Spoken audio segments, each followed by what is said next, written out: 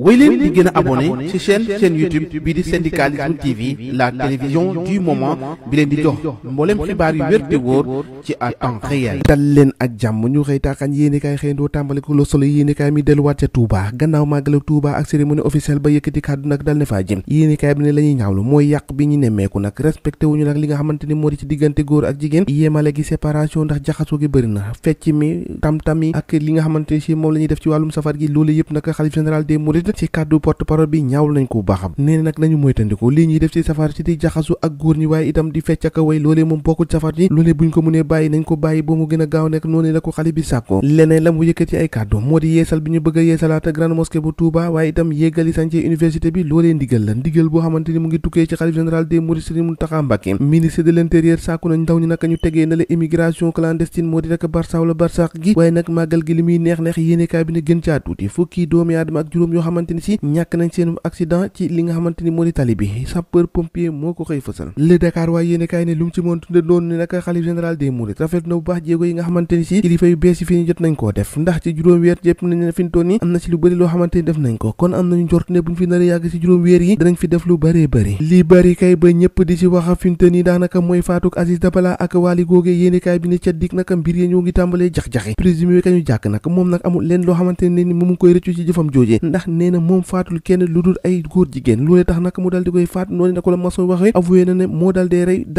Dabala boobee ak Wally gannaaw bi nga xamante ne si mu ngi am ay avance répétitive yoo xamante ne si mu ngi doon jógee ci Aziz Dabala te moonte la mu njëkkoon a wax moo di dafa rey Aziz ndax da ko àbb xaalis mu dal dee bañ mu dal di koy faat waaye la mu waxaat ni ki démb ci kanamu àttekat bi wuute na lool ak li mu njëkkoon a wax waaye boobee jamono yéenekaay bi ne bés bi le jour nee na mbirum Aziz Dabala ak Wally nag présumé meurtrier Nabou Leye ñoom ñëpp nag fi ñu toll nii yoon tegakum leen loxo ñu nga ca gardaaw yi dellu ca Touba wax ci wàllum ndox assainissement transport hébergement am na ci jafe-jafe yoo xamante ne ci nemmeeku nañ ci màggal googee yéenekaay bi doonte nit ñi bëri woon lool ci jamonoy nawet waaye hébergement maanaam fa ñu waroon dalal gan yi loolu moom indi woon na ab xiini mii ni dëggantaan jafe-jafe yéenekaay bi ne moom gën caa tuuti fukk ak benn ñàkk nañ seen bakkan ci accident de la circulation yéenekaay bi ne Walf Quotidien dikkaat ci wàllum politique ak attaque menace premier ministre Sonko toujours dans la peau d'un opposant yéenekaay bi la mu ca bëgg a wax ne nag Sonko moom ba léegi dafa jàpp ne ab opposant la yéenekaay bi ne Mamadou Sy Albert c'est une grosse erreur boo xamante ni def nañ ko Alioune Tine pointe doigt jaxasoo gi nga xamante ni moo am ci diggante Ousmane Sonko ak Diomaye ndax yéenekaay bi ne na amul leen loo xamante ni ci moo ci am moom Alioune Tine di wax ci biir yéenekaay bi ne nee na Sonko Fala Bouda moom rek mooy kiy doxal Diomaye le mandat yéenekaay xëy na fësal ay nataalu Karim Wade Idrissa Seck Oumar Sarr Khalifa Sall Aïda Mbodj Aïssata Tall Sall yéenekaay bi ne fi ñu toll nii ab